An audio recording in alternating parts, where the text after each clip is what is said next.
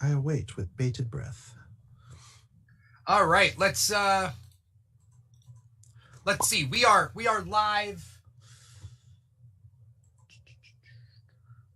Let's see. We are live. I'm checking volume. Yeah. All right. Cool. So we are live. Once again, sorry about that, guys. We had a technical difficulty. All the Wi-Fi and everything crashed on my end. I don't think it was not my computer.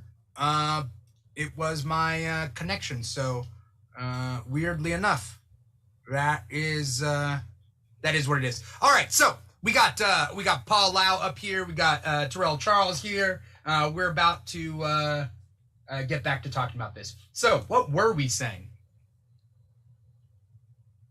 I think you're pointing at the characters that are in the show, like the... Yeah. You were talking, Terrell, I think you were talking about Red, White, and Black. Was that what it was? Yeah. I mean, that's a massive Isaiah Bradley story, and I'm saying, like, it applies... I feel like they're applying that story, and I think you were saying, like, you know, they're also kind of bringing in stories about US Agent, like his origin story, the Power Brokers. I found interesting because they're usually associated with giving John Walker his abilities, but it sounds like they're kind of spinning it around and applying it to the Flag Smashers, or I guess I feel like Carly Morgenthau is pretty much going to be Flag Smasher, the character. Right. That seems to be where they're going and stuff. So they're mixing and mashing like the Captain America's greatest hits, like his most iconic stories, kind of getting folded into one here and applying to Sam and Bucky. Mm-hmm. Yeah. There are a lot of things going on, especially in this episode. And this was like more of a, we were talking about like WandaVision being a little bit different, but this show is more of a straightforward thing. Superbeard in the comments, don't worry, Superbeard Asaya, you said basically that there are questions here, right? There are still questions in this. I'm gonna read some comments as we get caught back up and whatnot. Everybody thought their computer was the one who froze up. Nope, that was my end right here. Is everything working all right here? Okay. Basically, let's see. Basically, everybody's calling him, says it's weird calling him Captain America, like Pietro in WandaVision. It's like this weird, like, can we call him Captain America? Doing all that sort of thing. It starts off with John Walker. We see his girlfriend or wife, and then we see Lamar Hoskins, who we find out is Battlestar. What did you guys think about that beginning part with John Walker and them attempting to humanize him and make us empathize with him? That was the cliffhanger. Oh, Paul. Okay, Paul, go. Okay, sorry. That was the cliffhanger from the last one. Is they present him with the shield at the press conference or whatever, and then it just leads into that. So I imagine we're going to start off the next episode with Zemo and an interrogation scene or what he's been up to. Mm-hmm. And again, I super love the straightforwardness and efficiency of this show. I mean, it's 50 minutes long, but it's a lot. It's a lot of good stuff. Subtle. Mm-hmm. Yeah. But that seems good. Yeah. Terrell, how'd you feel about the John Walker opening scene? I'm glad they're humanizing him. I'm glad they're humanizing him in general, because like going into it, like they opened off with him kind of going through like the locker room and finding his old locker. I guess that was his whole. I think that was his hometown. It was it's his high school. Custer's Grove. That's like his hometown in the comics as well. I see it where he lives. Oh, okay.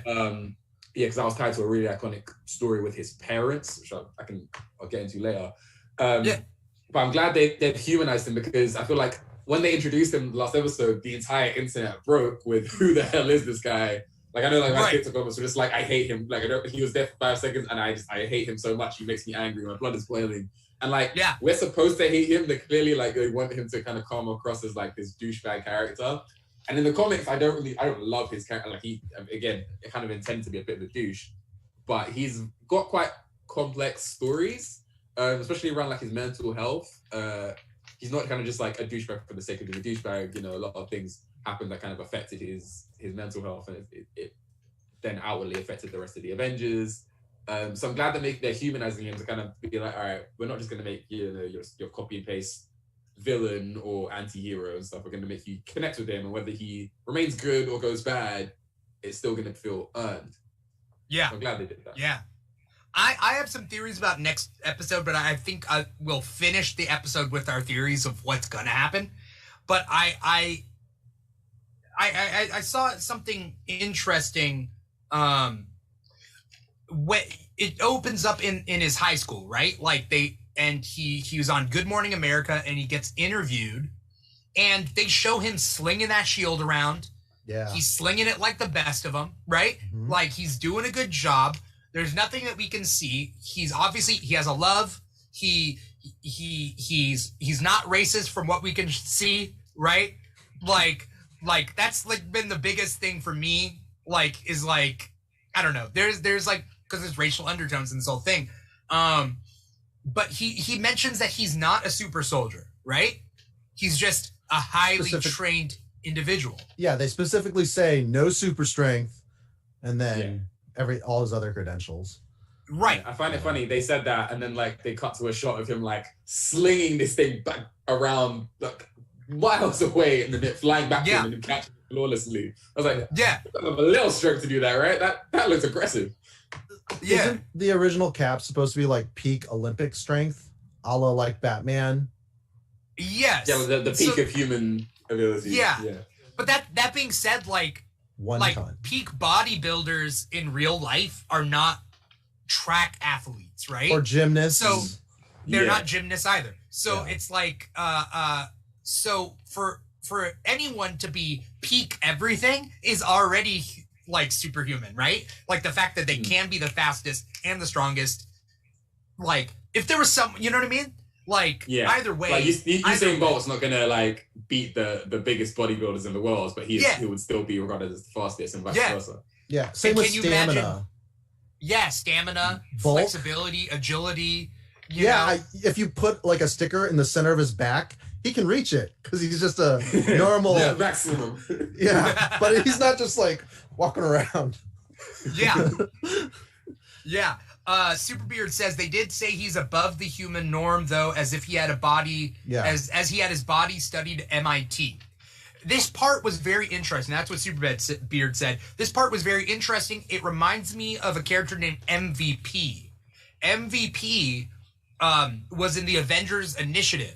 So in the comics, when Iron Man won the Civil War, like Iron Man won the Marvel Civil War, and the government took over superhuman registration. They created camps, like military camps, but for superhumans. And MVP was a kid who was peak everything. He was just naturally peak everything. And he like is being built up as the next Captain America. And I don't want to spoil anything of what happens, but Avengers Initiative is like a really good series. And MVP in the comics was not superhuman, but like he had peak everything. And so this kind of reminded me of that, you know, Battlestar and USA Agent. Oh, sorry. I keep calling him USA Agent, but he's Captain America, right? Right. But I don't know. Is it weird to you guys to call him Captain America? It is weird, right?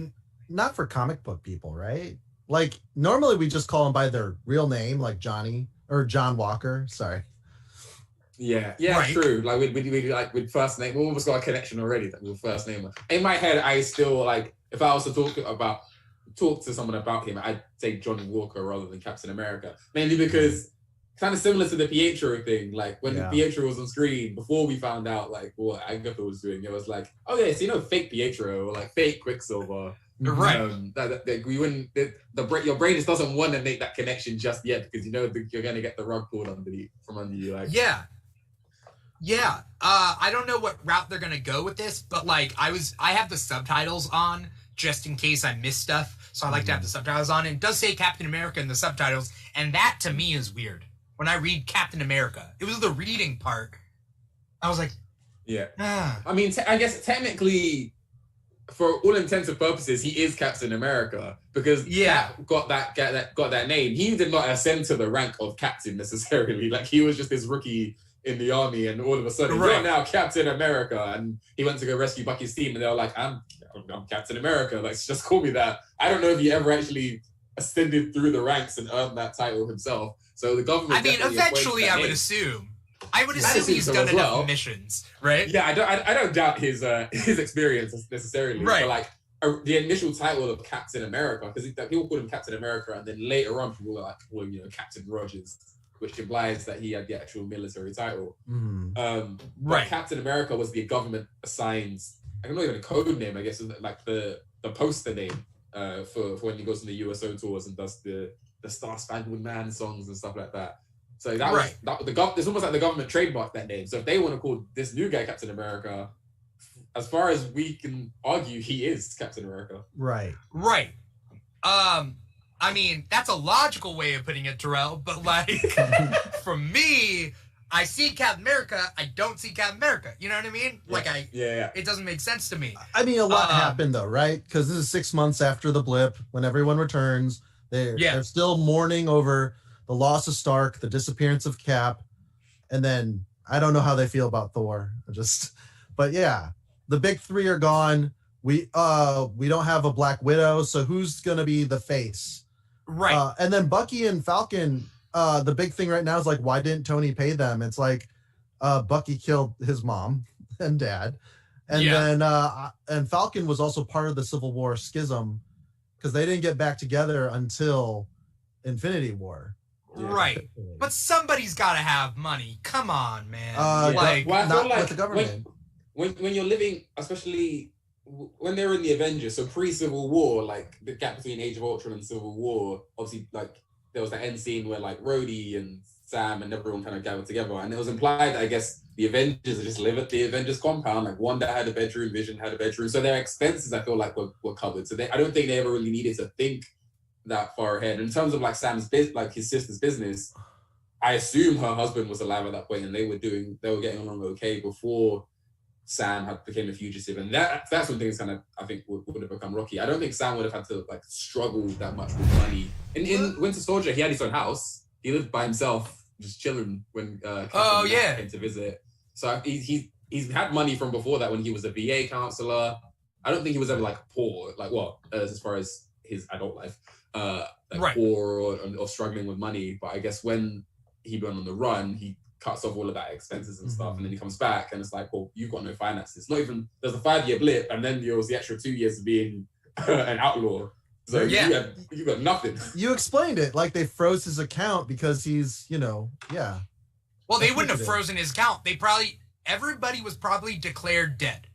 I don't know whether I don't know whether officially. Oh yeah. And then it froze. Yeah, when people are they're dead. I think with the blip, everybody assumed everybody died. There might have been weird conspiracy theories that no, they're like somewhere else. They're gonna come back. That sort of thing. But I mean, for the most part, like I'm sure people were like, that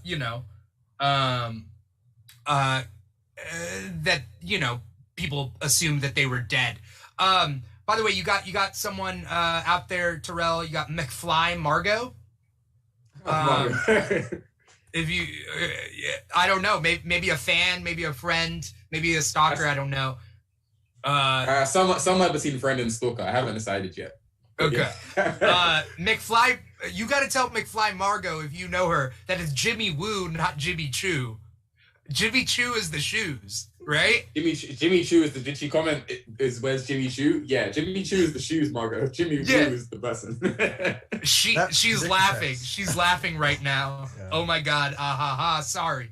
But yes, when will we see Jimmy Woo's Jimmy Choo's, right? I don't know. She's saying, do you think we'll see Jimmy Woo in this show? Or Monica? I mean, it's possible in like an end credit scene at the last episode, I think. But I just don't think that she's like they're part of this story. Margot says it's 8 a.m. in the UK, guys. Be nice. So, okay, fine. We'll be nice. It's 8 a.m., Margot's tired. She reaches for her Jimmy Woos, puts those on, turns on WandaVision, watches Jimmy Choo.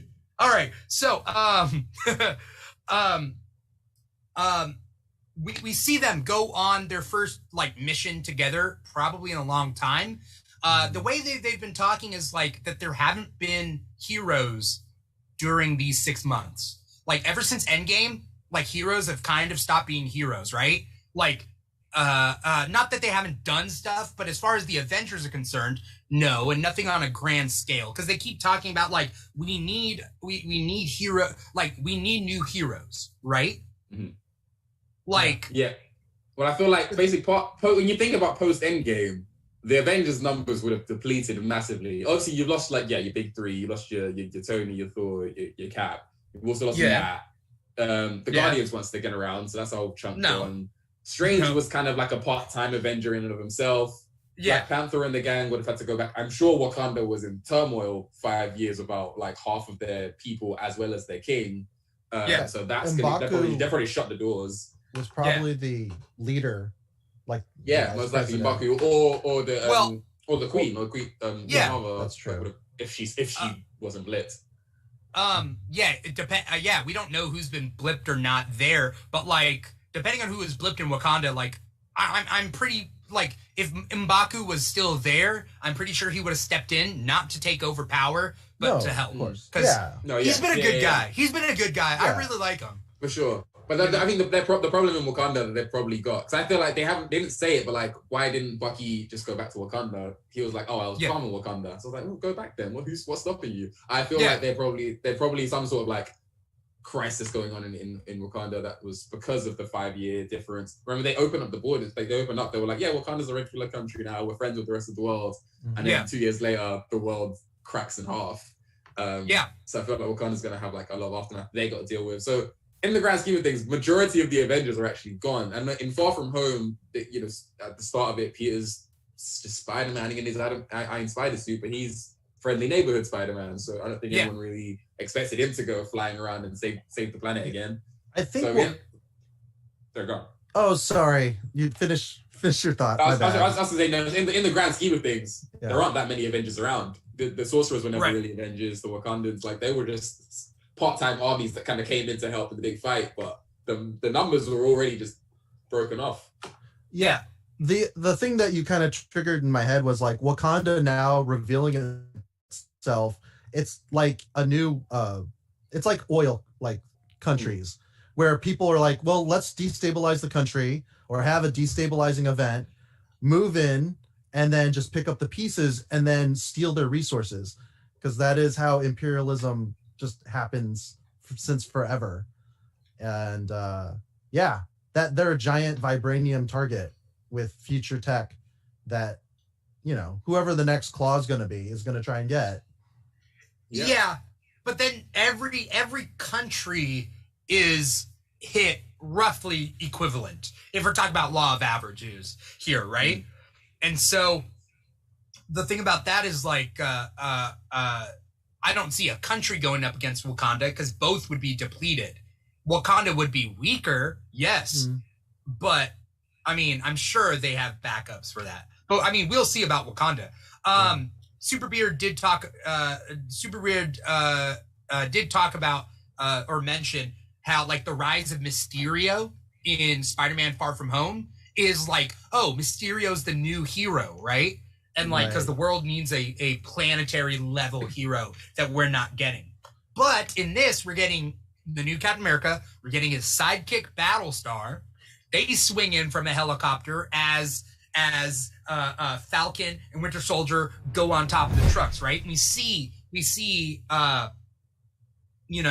them fighting, and then suddenly out of nowhere, Captain America shows up. He gets kicked, like Battlestar gets kicked off like, what are they doing? None of them are super soldiers. Yeah, regular guys. Cloud chasers? I have no idea. Like, why they're there. Also, question: does Bucky have the super soldier serum in him?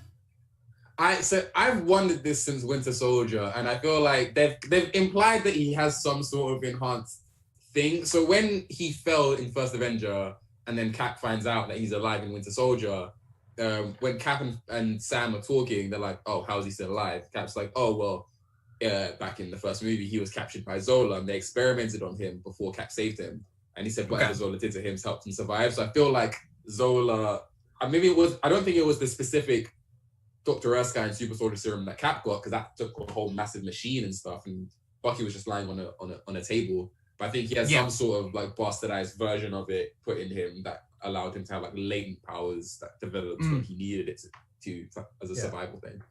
Superbeard's out there doing our research for us. He says in Civil War they talked about how Hydra developed their own serum off of something that Howard Stark developed, which makes sense. But in this episode, they really showcase like he fell from a thing. I thought he was gonna grab onto a branch with his strong arm and then be like, but no, he hits the ground. He just collapses to the ground. I love that. I mean, I feel like that was a callback to like Cap, jumping out the plane in Winter Soldier. Right. It's like, did he have a parachute? Of course not. He's clapping straight into that water. It doesn't matter. It's fine. Yeah.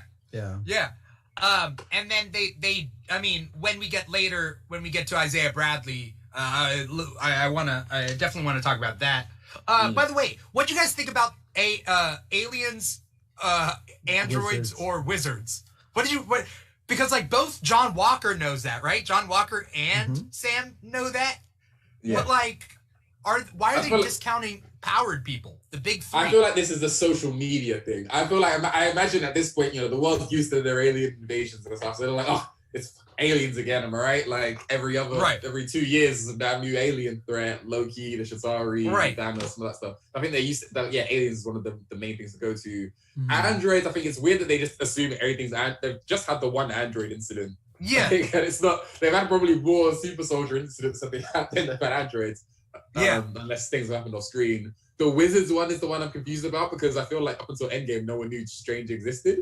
So like, how does everyone just associate Wizards as one of the big threats of the world? Like, what wizards have you fought? That was a weird confusion for me. I mean, is Wanda, do they know about Wanda? I feel like they wouldn't. I think because, I don't, unless when Jimmy Woo came to clean up everything at the end, they might have, but Hayward said he was keeping that whole thing on the wraps. He was like, keeping it quiet. No one's going to know what's going on here. I imagine the sorceress knew what was going on, but publicly, I feel like it's a contained affair. I think that's why Bucky is doing there are no wizards. He's part of that demographic that just doesn't think about them or take them seriously, Hence the token reference about sorcerers, which, okay. Wait, what was the token reference? Oh, Tolkien. Sorry. Oh, let me enunciate. Yeah. He didn't have a weird token. Yeah, I was like, Doctor Strange is the token wizard. Okay, yeah. That's weird, but like it's not on their mind that like enhanced beings would be a I think threat. That's just oversimplified. Because Captain America, in the grand scheme of things, like on scale with other beings, it's like Thanos is a giant purple alien. And that's just how you explain everything, I suppose. Yeah. And I guess we've got guys like John Walker, and I guess it can even include like Nat and Hawkeye and stuff. Like there are people with like peak physical abilities that could probably they could do okay in a fight against Captain America. So when you scale his abilities against everyone else, it's all right. Yeah, he can run faster than most cars. But it's not like flashy enough that you'd be like, there's going to be loads of Captain Americans around. That's the one thing we catch. Right. Yeah, like nobody knows Spider-Man. Oh, sorry. True. No, that's true. I mean, but I feel like androids, aliens, and wizards are like flashy, like spectacle, Right. And it wiggly woos and stuff. Yeah. I'm gonna piggyback off of that, and I'm gonna say that because this kind of goes with my theory that of what Marvel is kind of doing is putting things into corners. They're like, this is the spy thriller, more down to earth, but super soldier stuff. That's that corner of the Marvel universe that includes like Black Widow, Hawkeye. If Hawkeye goes on special missions, Hawkeye. Falcon, Winter Soldier. Then there's like the cosmic stuff. There's the mystical stuff. There could be like the heavy science fiction stuff. We don't know. But the point being is that maybe aliens, androids, wizards are outside the realm of their normal Black Ops mission shit that they do, right? So that's the irregular things. And like maybe they meet someone who can like throw a card real fast and slice someone's neck, but that doesn't get its own category, right? Because we haven't seen mutants. We haven't seen mutants yet. You know, they could be gearing up. You know, who knows? Bullseye. Lester. You see Battlestar. Oh, I feel like after The Boys, have you seen The Boys, Terrell? Yeah. Yeah. I feel like after The Boys, this whole like football stadium scene with the new Captain America, and like this whole thing, like it just makes me think of Homelander. It makes me think of like the overindulgent things that they do on The Boys. But I'm glad it's not The Boys, because I mean I like The Boys, but it's too much. I keep thinking something bad's gonna happen. Yeah, I feel like they're trying to do that, right? Like they're intentionally trying to associate him with like the characters that we hate, but at the same time, it's like he's not done anything bad. Like I feel like if anything, he's being manipulated. Like someone above him is pulling his strings, and he's just going with it because he wants to be Captain America. Like he wants to be a hero. He jumped on a hand grenade with a helmet 4 times apparently. 4 times. Which that confused me because the helmet has eye holes. So would the blast not still just penetrate outwards? He knows what he's doing. Maybe it was like the full helmet, not the Captain America helmet. Maybe. Maybe. You know what I mean? John Walker showed his true douche colors at the end of the episode. Yeah. The whole like, stay out of my way, man. You old man. You know what I mean? Like he's acting all. I love the episode. That was the one thing I was like, oh, well, that was cliche. That you didn't need to just stay out of my way up there, buddy. Like, okay, all right. Yeah. I hate you again. Yeah. Margot in the comments says she hasn't watched this episode. I think she's just here to. I think she's just here to support you, man. Oh my thanks, goodness. Margot. Dedication. Yeah, she does the same. Superbeard says it was very cliche but perfect for the character, and I get that. Yeah. That being said, what is the GRC? What did they say the GRC was? The Global something council? What the abbreviation was. Yeah, but I think it's some sort of like oversight. And they have to reenact people's social security, everything, like they have to like do that. And no, there's something I do want to get into, but maybe get into it later with the Isaiah Bradley stuff. Then we see Global Repatriation Council. That's what Vagabond says. Thank you. We see the people on the run. We see Carly. Yeah, they've gender flips. They've gender flips. Carl Morgenthau, who was actually Flag Smasher, and they called her Carly. So I think that's why she's our definitive Flag Smasher. Yeah.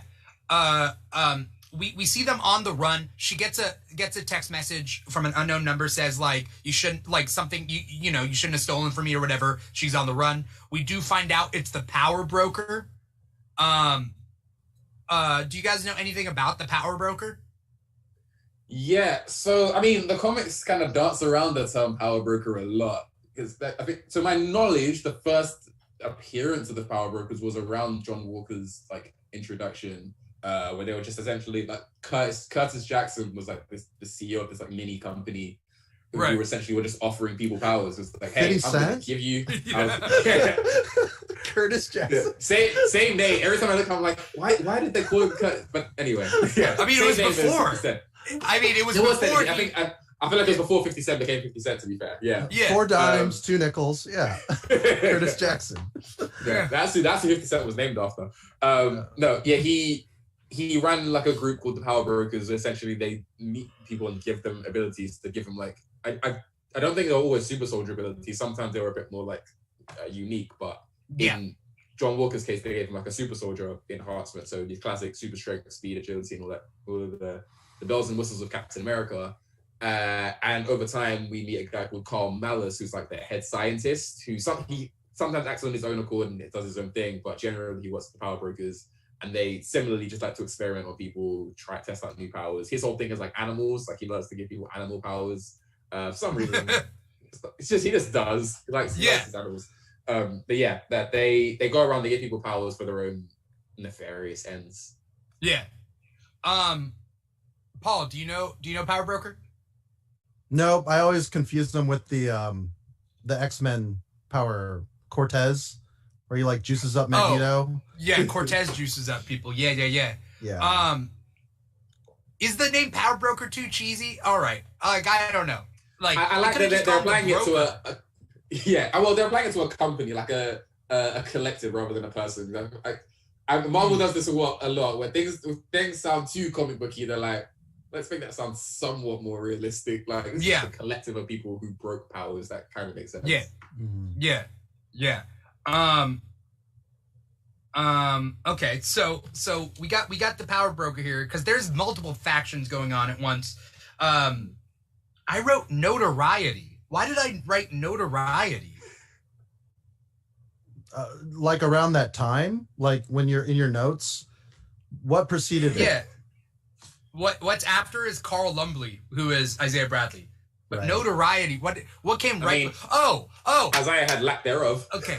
No, Yeah. I know what it was. All right. So this is a big thing for me. The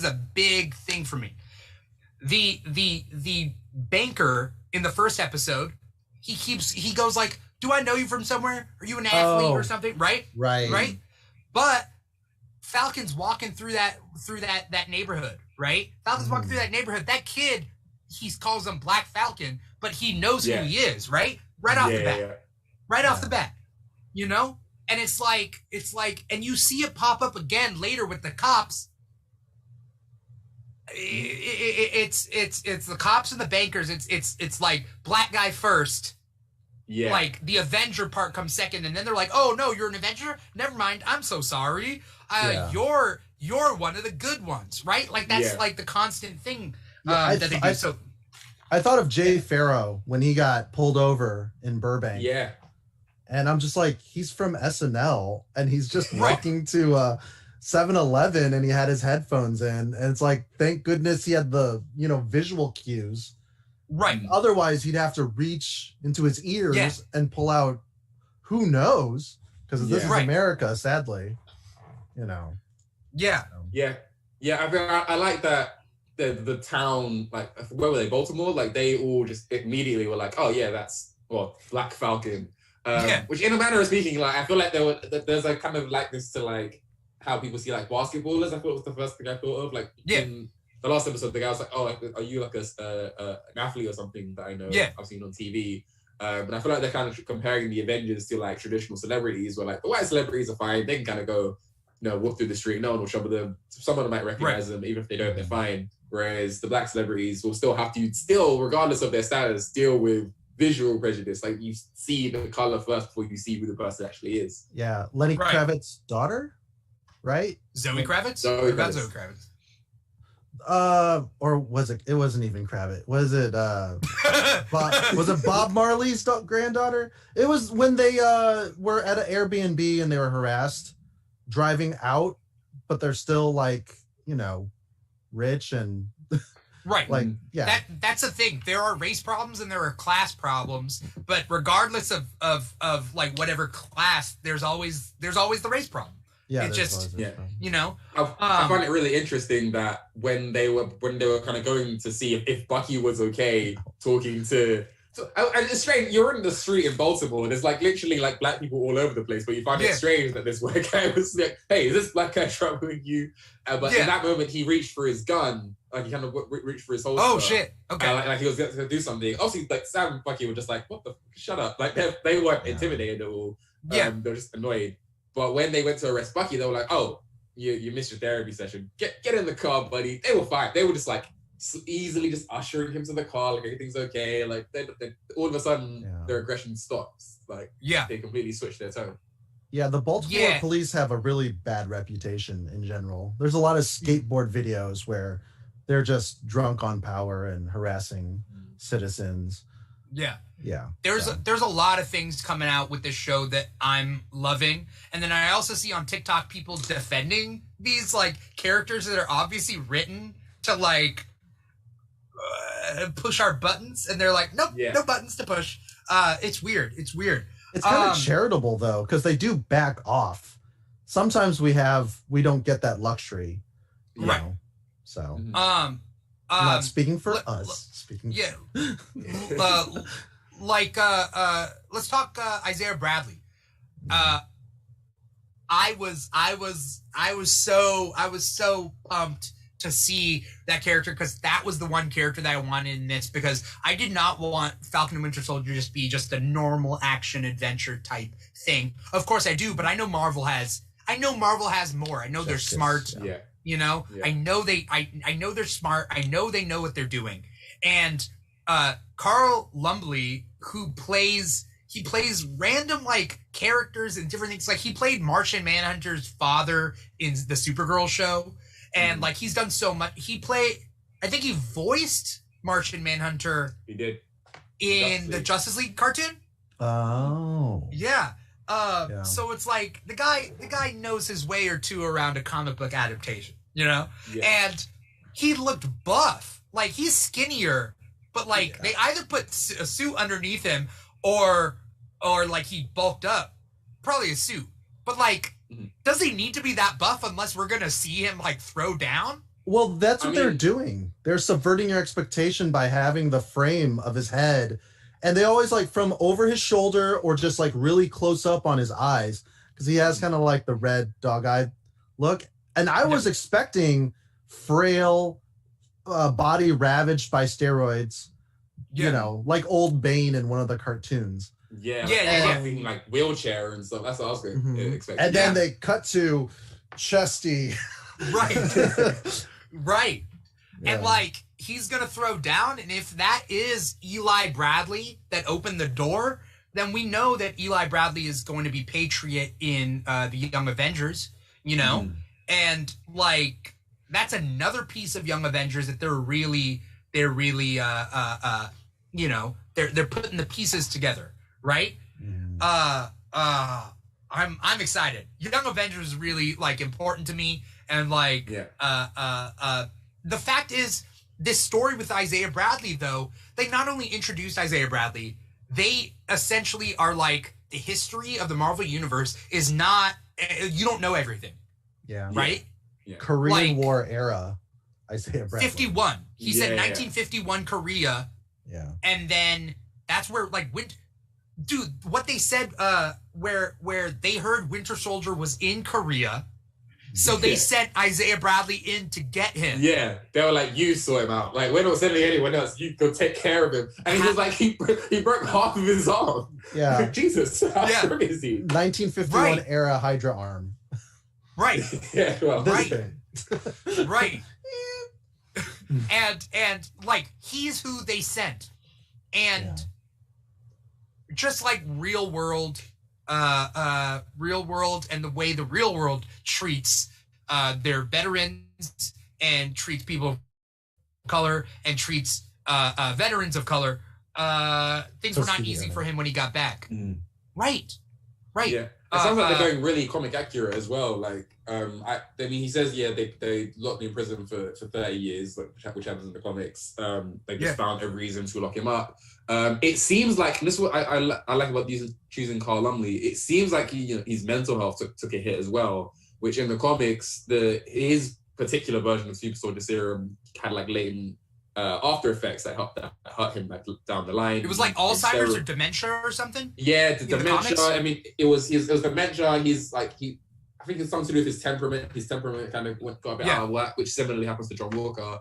When you just don't take the right version of the Super Soldier Serum, you get all kinds of crazy side effects. I didn't watch a lot of the Supergirl show, but I did watch a bit when he was in it, and he similarly plays like Martian Manhunter's father in that, and he's similarly kind of got like sort of mental health issues, and his mind's kind of deteriorated a bit. He plays like this almost. He's senile, but still like you don't want to screw with him or he will throw you through a wall. He totes that line very, very well. I love that casting. Yeah. Paul, did you have something to add to that?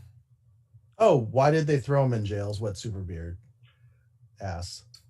They had, because they're experimenting on him. They were What was the charges? I think is what was the in the comics. His charge was, so what happened was he was sent. There was like I imagine it was Hydra. I don't know if it was Hydra or specifically Nazis or something, but he was sent on a mission to go. Essentially, it was a suicide mission. Like no one else could have survived this. So maybe similar to this thing he did with Bucky. Mm-hmm. But he managed to succeed. He didn't. He basically thought he was getting extraction. He didn't. He thought he was going to die there, but he managed to survive. He gets captured. But someone on the German side saves him, like someone who sympathized with him, rescued him, and allowed him to escape. So he managed to do the suicide mission and still survive. They were thinking, shit, we just sent him to do something really illegal, and he's still here. So we need a reason to lock him up. So they locked him up on the charge of stealing the original Captain America's suit, which, like, that's a mini. I mean, Cap stole his suit in Winter Soldier, and he didn't get in trouble. A very mini crime. They were like, 30 years in prison, that's court-martial, you're done, see you later. They locked him up, and then essentially, because he was a secret experiment, his history was essentially erased. Like, no one heard of him. He wasn't a celebrity like Steve Rogers. Right. So he just was left by the wayside. Keep in mind, like, if there were, in the comics, they tested the prototype of the super soldier serum on Isaiah Bradley and other black servicemen. And they got severely deformed, but they were guinea pigs, right? And there's literally historical precedent for this in actual history, like the syphilis experiments and whatnot of like African Americans being guinea pigs for the American government. And so with Isaiah Bradley, that's the case. And if they know that he knows they did something wrong, they're not going to let him off the leash. You know? Of course. So they lock him away for 30 years, and I'm sure S.H.I.E.L.D. might have had a part in that. But then also, like, he said Hydra, right? Hydra was experimenting on him. So Hydra got the super soldier serum, right? Mm-hmm. And so where do we go from here? I don't know. But, like, that scene with Isaiah just made me sad. Devin Wilson on YouTube, if you're still there, he said Isaiah Bradley scene had him in tears. And Super Megamon Inc. on YouTube says, I believe that is Eli Bradley. Yeah. So, I mean, things are gearing up big time. And I think it's just going to get, like, more and more poignant from this point on. Mm-hmm. Yeah. I mean, they clearly, like you said, like, well, WandaVision was kind of, like, shrouded in subtlety. They were like, but we kind of assume it's about grief and her dealing with Vision's death, but we don't really get that definitive answer until like the final 2 episodes. Whereas this is like, no, we're clearly talking about legacy and we're talking about racism. We're not pulling any punches. Yeah, the racism thing it seemed like they were trying to be subtle in the first episode, but really, I feel like I don't know about you guys, but like most people have kind of saw straight through all of the racial undertones. I was like, oh, that was racist. Hold on a second. Like they weren't being so. They were like, no, this is also what racism looks like. It's just not everyone can spot it. Episode 2, it was like, now you can see where it could actually it ripples out into how the police treat you and stuff like that. So I imagine episode 3, 4, 5, and 6 are also just gonna not put any more punches and just throw you straight into it. Yeah. We should talk about the super soldiers because Red Wing, when they're scouting the warehouse. And then we find out, he's like, oh, there's 3, we can take them, even if they're powered. It's like, no, let's keep counting. And then we see that, like, great chemistry between the two. And now that we see their faces, the Flag Smashers, and we know that they stole something from the Power Broker, is what we're assuming from the text, are they not bad guys? You know? I mean, this is a radicalized cause. And Right. It seems like they're definitely bad guys. But I see there's 5 different factions that I'm counting in my head. There's Winter Soldier and Bucky. So, Winter Soldier and Falcon is 1. There is Battlestar and Captain America. That's 2. There's the Flag Smashers is 3. There's the Power Broker and whatever's going on. Because they haven't shown the Power Broker. And then Baron Zemo. So we don't know who's going to be allying themselves where. So Batrock's not going to show up. Oh, well. No, we don't know. He fell out of a plane. He's fine. He's a leaper.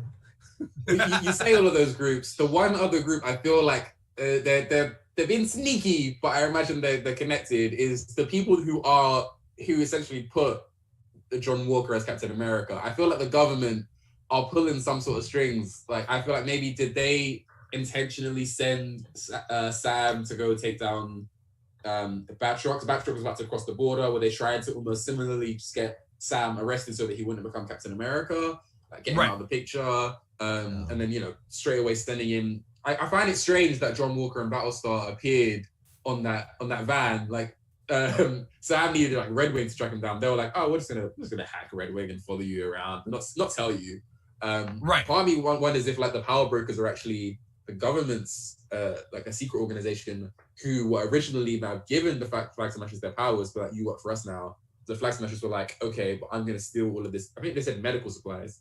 So I think they're stealing medical supplies. So like, vaccines, yes. I think it's like they call it a Robin Hood, right? I think it's like a steal from the rich, give to the poor situation. Yeah. They say that that the GRC cares more about the people that came back than the people who have been there for 5 years. Oh, it's anti-refugee sentiment, where like analog for that, because the Syrian they did mention refugees, right? Didn't they use the word refugee in this episode? I just remember a lot of people in Germany were, because they had, you know, taken on a lot of refugees at the time, just a lot of you know, nationalists using that as a talking point, and unfortunately it converted some people I know here to be like, to have anti-immigrant and anti-refugee sentiment, when the reality is it's right. But the refugees are the people coming back, right? That need to be repatriated, right? The Global Repatriation Council. By the way, I don't like the idea, just the name council, especially since Winter Soldier, you know, like I don't trust any council. Yeah, the government in Marvel, any authority body in Marvel sucks. Pretty much every authority organization, whether it's irregular like government or it's SHIELD or it's SWORD, they just suck. They're just not good at what they do. Right. Well, because it's easy for these like Hydra to infiltrate. All you need is one person, and one person like spreads to two people, and then, you know. Even Ant-Man and the Wasp, the FBI had that guy that was working with Sonny Birch. Like, even the FBI were corrupted. Oh yeah. Like, there's no one safe. Yeah. I need to watch Ant-Man and the Wasp again. I haven't seen that in a while. I just rewatched it last night because I was doing a video on it. I was like, oh, let me watch it. And I was like, oh wait, how did the FBI also get screwed over in this? Yeah. How does the episode end? It ends with the power broker shooting that one guy from Flag Smashers. By the way, flying away? What was his plan? Like, you're not bulletproof, but you have super strength. Right. Come on. I thought it was going to be much more of a showdown, but did he really hold them off that much? I feel like you could have sent like 2 people to shoot him, and the rest of you go stop the very apparent plane that was getting away. Well, he what I saw was he could have just pushed that post over and then run. Yeah. So that they like, and they could have hopped on the plane. Well, no, because at that point they could have been in shooting distance by the time. Like, even if they're far behind them, running after them, if they're 100 yards away, they can still shoot at the plane. It was like a quick time event where he pushed the button too early. Because if he had waited and ambushed, he could have, I don't know. In my mind, I don't know how strong they are, but I imagine he could have swung the pole and there'd be these live electrical wires and like just a little something. And then the car behind them starts shooting them while the front cars are dealing with it. Yeah, to me, I didn't feel like he didn't save them that much time for what it was. They were just like, hey, there's a guy there. All right, shoot him. All right, cool. Yeah, an unpowered person could have driven a car or done something different. Right. Yeah, I don't know. Whatever, sacrifice. Somebody was saying in the comments, maybe it was Matt in the comments, is saying that, do we know that the Flag Smashers are bad? Have they killed anyone yet? They beat the crap out of Torres, so as far as I'm concerned, they're scumbags. I mean, they were slammed him to the ground and stepped on his face. Yeah, but they were also trying to, he was trying to arrest them with a gun. Yeah, that's also true. And then now, the context of that now is I feel like, oh, maybe they were stealing from that bank. Again, like steal from the rich, give to the poor. Maybe they were stealing from that bank so they could distribute it to And I guess because we were saying, like, maybe they're distributing it to the people who were struggling over the 5 years as opposed to, you know, the people that had come back. I was worried that those chicken livers were poisoned because they get the text right after I have these suspicions about this guy that's going to like house them. Yeah. I'm like, because he hops on a computer that he didn't even have to log in. He just like hit enter. He's like, oh, we're already wanted. Oh, and here's some beds. I'm like, is that how most people are when they get off their plane after like on a trip? And they're like, all right, internet immediately. I'm like, you're in Hawaii. What are you doing? No, but they're not on vacation. They're on the run, right? No, I get it. Tom in the comments says, chicken livers totally sus. Yeah. So I mean, my wife makes the best eat one. You eat one. It was the German accent or whatever the accent that guy had that made me suspicious as an American watching American cinema. If you have a German accent, that's sus. Like, I feel like that's like the cliche. I mean, that's the truth, right? Were they in America? Were they in America at that point? Had they? I don't know. No, they're not in America. They're not in America when they're like that guy there. That was Munich. That was Germany. Yeah, no. Yeah. So that was Germany. I don't know if they would. Part of me was like, this feels like a stereotype, but also, no, it's just like a regular German guy. They're in Germany. It makes sense. I thought it was like another immigrant in America that was also housing these people. Yeah.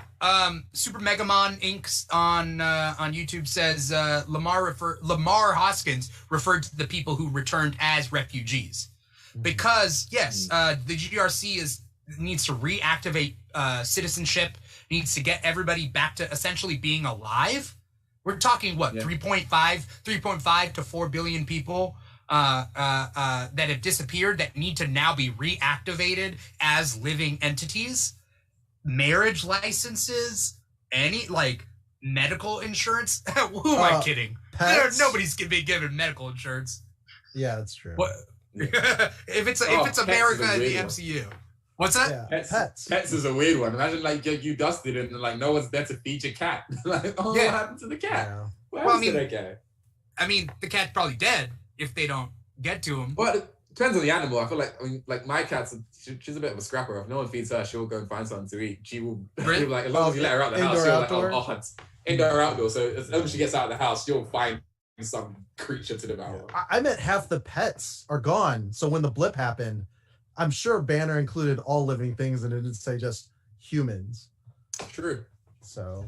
Well, but at the same time, like Cap in Endgame was like, oh, there are more whales in the Hudson. So I guess over time, animals probably. Well, I don't know if that was implying that like also that means humans would have had to extra repopulate. Because I think when it comes to that, that was how big like baby boomers was, right? Like there was the whole war, like people were dying massively around that time, and then the war was over, and all of a sudden there was a spike in growth rate. So in the 5 years, would humans just start repopulating again? So now they left. There was 7.5. I mean, they would have kids, but like they wouldn't do it more so. Like it wouldn't be a spike. It'd be less because it's not. For example, 7 billion people having sex. It's 3.5 people. Say you've gone from 3.5, that number's going to spike to around the 4 to 4.5, right? And then an extra 3.5 comes back on top of that, and all of a sudden you're like, I do not have enough bedrooms in this house. Excuse me? I don't know. Free blip orgy? Anyone down for the blip orgy? We gotta get to getting while the getting's good. All the chads are gone. Come on, follow me. Superbeard says the whales in the Hudson was a reference to the lack of humans meant that the polluted Hudson wasn't polluted anymore. Sure. Pollution would have gone down, you know? So I could see how like people like the flag smashers were